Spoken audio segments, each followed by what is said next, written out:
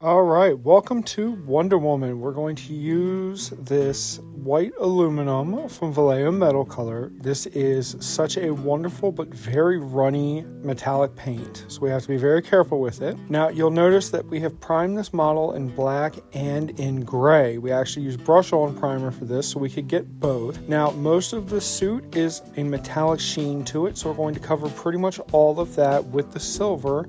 Meanwhile, we're going to do our best to leave the skin alone, but if we do get some on the skin, then that is okay. We'll come back and correct it as we go. Now, this project is going to have two distinct phases. We're going to do all of the armor and clothing, and then we're going to do the skin, and they're going to be two very different approaches. So first, we're going to take Talisar Blue, which is a light blue contrast, and we're going to paint it directly over the silver. Now, as long as we do this right and we don't let it pool too much, and maybe even add a second layer where it's necessary, it should give us a beautiful metallic sheen and a dark, nice blue all in one step. All right, now we're on to our next color, and we're going to use Berserker Bloodshade. We're actually going to apply this in two sets. So we're going to apply it, let it dry completely, and apply it again, and it's going to give us a deep, rich red that will still have that silver sheen to it.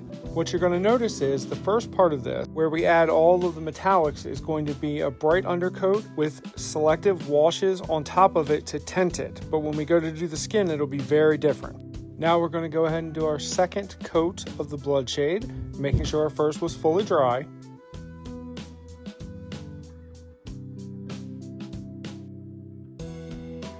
So now we're going to use a blue glaze, and we're going to go over some of the silver details that we want to look a little more mythic, if you will. This is mostly her gauntlets, the rim of her shield. We can also put this over any part of her skirt that seems like it needs a little bit of evening out. Something to keep in mind here is we're using this as a glaze, so we want a thin, transparent layer. We want most of that silver to still pop through. We just want a blue hue added to it.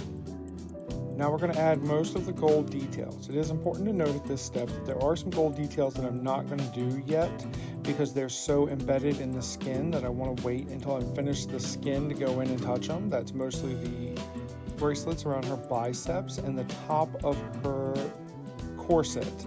So what will happen is we're going to do the base gold for these now, mostly so I have a visual indicator as where everything is and I can see how the model's coming along. And once we switch over to phase 2 and do the skin, some of this gold that hasn't been painted yet is going to get highlighted along with the skin. And while that seems like it should be a problem, it won't be. And once we finish the skin, we'll go in and touch up the last bit of gold. Now is where we get into the part that seems a little weird. We're going to take this bright pink magenta color here, and we're going to do all of her skin in it, and she is going to be bright pink. And I know that that's going to seem kind of counterintuitive, but you're just going to have to come along with me and trust the process, because it's not going to look like it's right until it's all the way done, but it will look like it should when it's all the way done. So why pink? So there's a couple of reasons for this, but the easiest to understand way to think about it is that we are using this pink as a bottom shadow. So instead of having a black or a darker color as a shadow, we're going to have this bright pink be our darkest shadow. We are also going to have this tint all the layers of skin tone that we're going to put on top of it. We're going to be using a lot of different layers that are very thin of various skin tones to create depth and give her skin some vibrance. And this is going to act as a binding that's going to put all those colors in a similar range so that it all blends together well. It's also going to give us a way to create shadows where there might not be some, so we can create muscle where the sculptor may not have.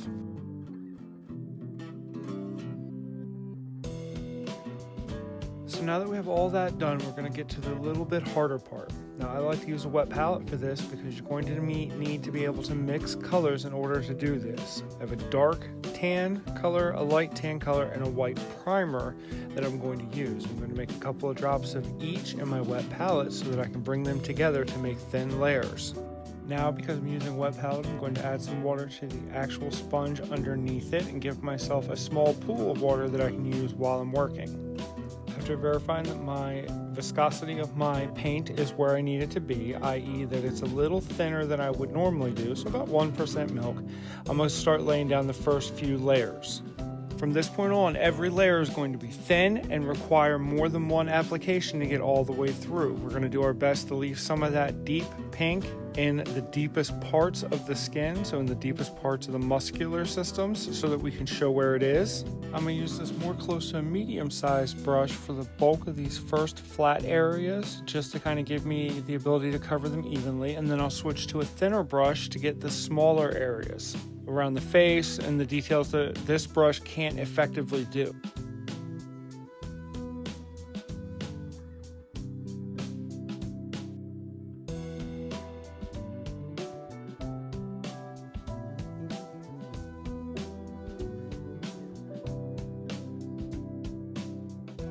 Now switching over to a thinner brush, I'm going to continue working right from the same pool of paint, and I'm going to go in and do those details that are much thinner and harder to do.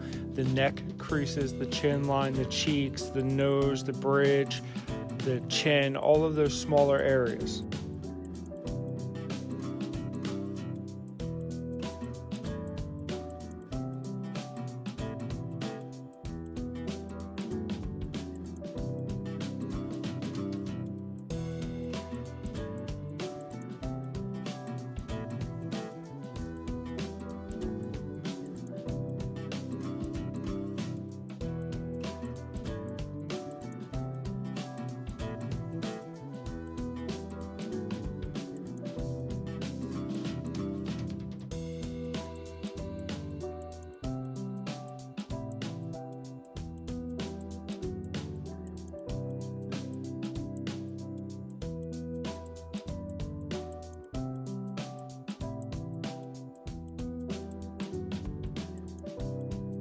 With that first layer down, we're going to now go ahead and start our first mix. We're going to take about 50-50 between our darker color and our lighter color. Now for my paints here that were already starting to dry up a little bit, so I'm going to give them a touch of water just to keep everything nice and loose so nothing gets too thick. And what you'll notice is it's just kind of a game. We play back and forth between the paints. I push some, I pull some, until I get the color that I'm looking for, somewhere right in between these two colors.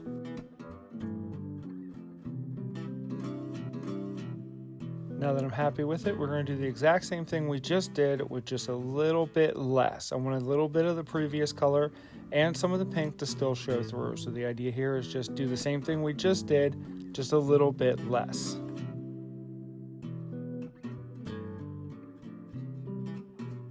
Now, just like before, we're going to switch to the smaller brush and we're going to do the same thing. We're going to get those lighter details up in the face and around the cheeks, the nose, all the high points.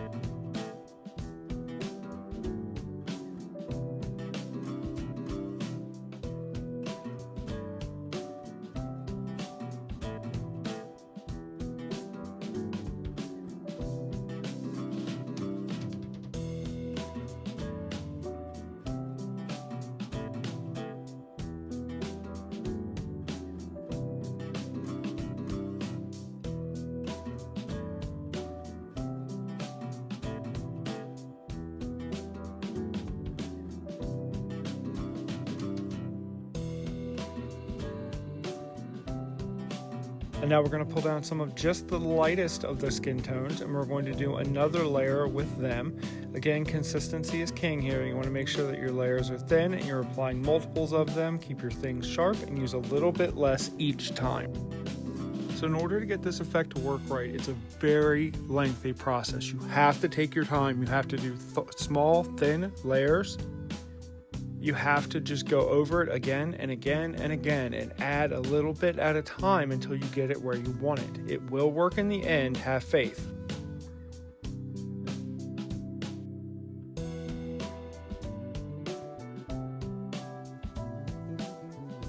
So now we start everybody's favorite part. We're going to take a dark neutral gray and we're going to loosen it up a little bit and we're going to black out around her eyes. Now the intention here is to make sure all of her pupil is black, all of her eye is black, and the area around her eye is black. It's actually easier to just go ahead and let it be outside of where you actually want it to be and touch it up when you're done.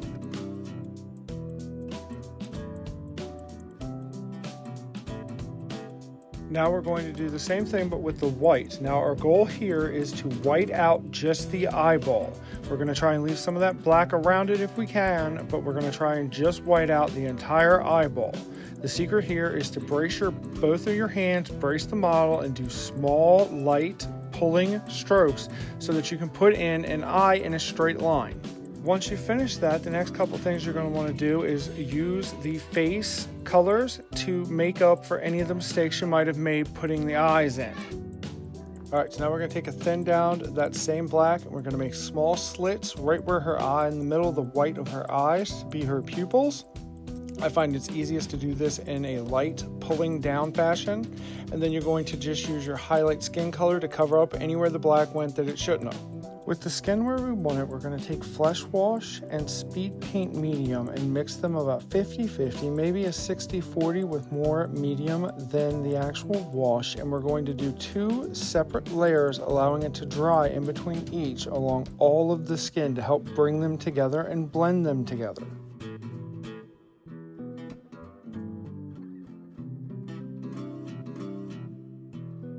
Now that both of them are dry, we're going to take one last of the mixture and we're just going to put it into the deepest recesses and places that we want to be a little darker.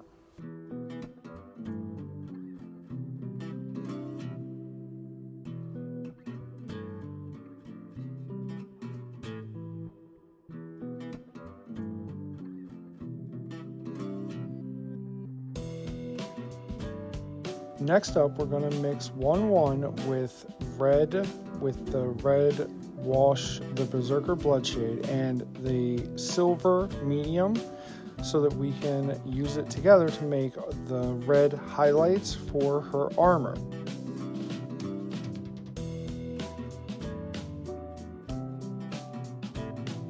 With our red highlights all dried, we're now going to take the red shade by itself and we're going to go ahead and put some shade back into it to bring all the colors together and help deepen and darken the lower places. This is also a good time if you've got any part of the skin that seems a little off, you can use that to create some depth and give it some red to help it look like skin. Now we have the bracelets on her arms and her tiara, as well as a little bit of her armor that needs to be gold, so we're going to go ahead and do that now. We did it this way because we want the skin as the big main focus of the model, so we need to have it right. It's easier to put the gold in afterwards than try to avoid the gold while we're doing the skin. With that done, we're going to go back to our dark neutral gray and we're going to do all of her hair.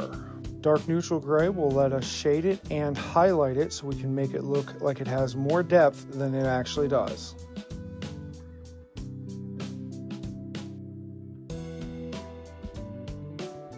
Now we're going to take blue black and we're going to use it as a highlight. We're going to put a little bit of that neutral gray in it to make sure it's very similar in tone, and we're going to put it on the highest parts of her hair as if she is under direct light.